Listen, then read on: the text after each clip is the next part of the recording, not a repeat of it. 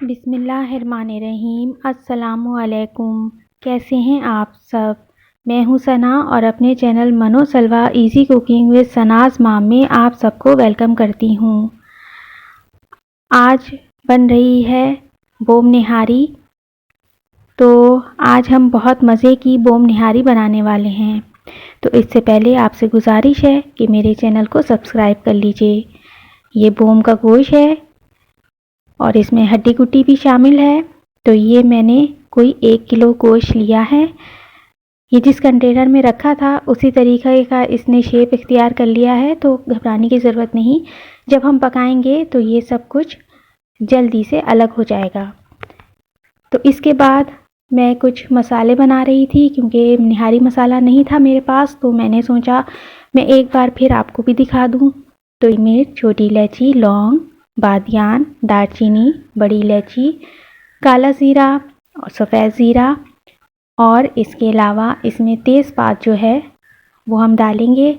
सारे मसालों को तो पीस लेंगे, लेकिन तेज़पात को हम वैसे ही इसमें शामिल करेंगे।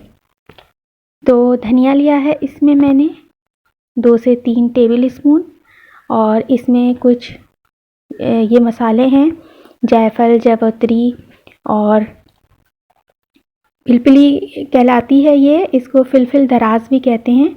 तो ये ली है, और साथ में थोड़ी सी कबाब चीनी भी ली है, तो इससे बहुत मज़ा आता है। और ये सौंफ है, सौंफ भी बहुत अच्छी रहती है, निहारी में खुशबू देती है।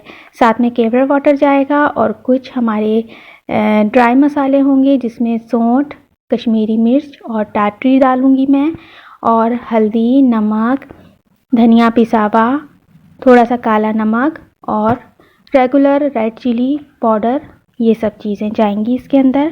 तो बहुत मज़े की निहारी बनने वाली है, तो वीडियो को फुल वॉच कीजिएगा। बेहतरीन रेसिपी आपके घरों में भी बनेगी। तो तेल गरम करके मैंने इसमें प्याज डाल दी है। इसके बाद इसको सौते करेंगे और इसको जो है वो तो देखिए, ये इस तरीके से हम इसकी जो है वो भुनाई करेंगे, ताकि ये जल्दी से जल्दी ट्रांसपेरेंट हो जाए। इसके बाद जब ये ट्रांसपेरेंट हो जाएगी, देखिए हो गई है, अब इसके अंदर हम जो है शामिल कर देंगे तेज़पात को। तेज़पात डालेंगे तो इससे जो है वो खुशबू जो है वो डेवलप होगी इसके अंदर, और इसी के साथ हम इसमें अपना मीट भी शामिल कर देंगे। ये मीट डाल के हमको बहुत अच्छी तरीके से भुनाई करनी है, ताकि इसका कलर चेंज हो जाए। और इस तरह से जब हम भुनाई करेंगे खूब अच्छी सी, तो ये हमारा भाप के ज़रिए अलग भी हो जाएगा। देखिए अलग हो गया है गोश्त हमारा। तो बस हमें यही स्टेप यहाँ तक चाहिए था। अब हम इसके अंदर अदरक लहसुन डालेंगे, और अदरक लहसुन डालने के बाद हम इसकी 1 मिनट भुनाई कर लेंगे। तो ये सब करने से ये होता है कि गोश्त में जो थोड़ी सी महक होती है, जो लोगों को अक्सर आती है, तो ये है कि वो इससे निकल जाती है। तो देखिए हमारा गोश्त भी जो है वो अदरक लहसुन के साथ भुन गया है। तो अब आप देख सकते हैं कि अब मैं डाल रही हूँ इसके अंदर हल्दी पाउडर हाफ़ टी स्पून डालूँगी, रेड चिली पाउडर भी हाफ़ टी स्पून डालूँगी।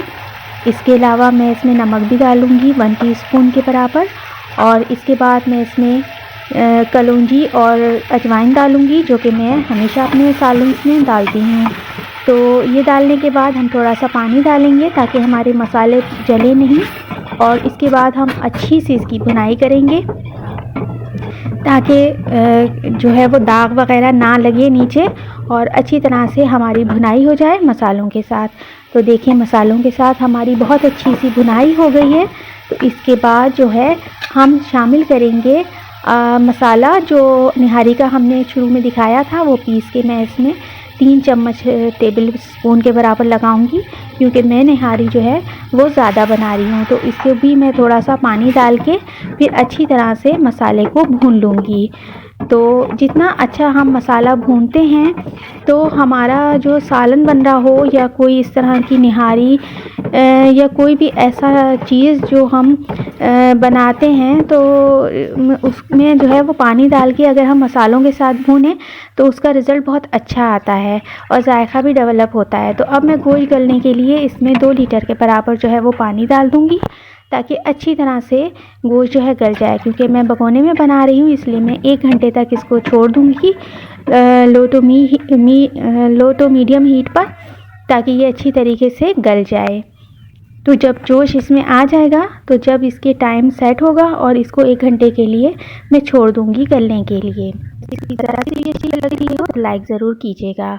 तो देखिए गोश्त गल गया था तो मैंने इसको जो है वो निकाल लिया है, क्योंकि मैं इसको मज़ीद जो है वो आटा डालूँगी और ये सब करूँगी तो ये गोश्त और ज़्यादा गल जाता, तो इसलिए मैंने इसको अलग कर लिया है। और ये इसका सालन है जो तैयार हुआ है, तो इसको जो है वो मैं थोड़ी सी देर पका लूँगी मज़ीद, और उसके बाद जो है इसमें मैं उतना पानी डाल दूँगी जितना मुझे रिक्वायरमेंट है। अब जो है आटा लिया है मैंने, और ये जो है इसको इस तरीके से अम्मी जो हैं वो इसको जो है वो बना रही हैं। तो इसमें जो है 1 चम्मच मैंने मसाला भी ऐड किया है, यानी कि अम्मी ने वह मसाला भी ऐड किया है इसलिए कि इसमें भी जो है वो फ्लेवर आ जाए। और क्योंकि मेरी निहारी मैंने चख के देखी थी तो उसमें थोड़ी सी मतलब कमी थी, यानी कि टेस्ट कम थी, तो इसलिए हम यहाँ डाल दे रहे हैं, वरना आधा चम्मच भी इसमें काफ़ी होगा मसाले का। तो ये सब डाल के हम छान के जो है ये आटा इसमें शामिल करेंगे, और इसके बाद जो है ये अच्छी तरह से छन जाएगा तो और ये पकना शुरू हो जाएगा। जब हमें लगेगा कि ये पकने पर आ गया है तब हम इसके अंदर जाके जो है वो गोश्त शामिल करेंगे, ताकि वो भी जो है वो पके इन तमाम चीज़ों के साथ। तो आप देखिए ये किस तरह से ये पक रही है। बेहद आसान है बनाना, कोई मुश्किल नहीं होती है, आप लोग भी सब इसको बआसानी बना सकते हैं। और मेरी मसालों की रेसिपी से बनाएंगे तो इंशाल्लाह आपके घरों में भी बिल्कुल इसी तरह का टेक्सचर आएगा। तो ये गोश्त भी इसमें शामिल कर दिया है। तो अगर यहाँ पर आपको मेरी रेसिपी ज़रा सी भी अच्छी लग रही हो तो आप लाइक सब्सक्राइब इसको शेयर कीजिएगा अपने फ्रेंड एंड फैमिली के साथ। ये भी एक सदका जारिया होता है। तो इस तरीके से इसमें जो है नमक चख के मैंने डाल दिया, क्योंकि शुरू में तो मैंने कम ही डाला था। तो अब ये फाइनल इसमें नमक डल रहा है, क्योंकि नमक डालने के बाद दम पे जब रखेंगे तो तेल जो है फिर इसका ऊपर आएगा। इसमें कैवरा वाटर भी मैंने थोड़ा सा डाल दिया था इस वक्त कुछ चेंज दिखाने के लिए। तो इसको 15 से 20 मिनट रख देंगे दम पे, ताकि इसका जो है वो तेल ऊपर आ जाए। तो मैं अलग से निकालती नहीं हूँ। तो अब ये देखें आप, माशाल्लाह से तबारकल्लाह हमारी निहारी तैयार हो गई है। आप देख सकते हैं कितना अच्छा टेक्सचर आया है। तो आप भी अपने अपने घरों में बनाएं, और वीडियो पसंद आई हो तो इसको सब्सक्राइब चैनल को करके इसको लाइक शेयर कीजिएगा। तो इस तरीके से आप जो है वो मेरे चैनल के साथ जुड़ें, और वीडियो देखने का आपका बहुत बहुत शुक्रिया। चलती हूँ, फिर आऊँगी एक नेक्स्ट रेसिपी के साथ। Thanks for watching. अल्लाह हाफिज़।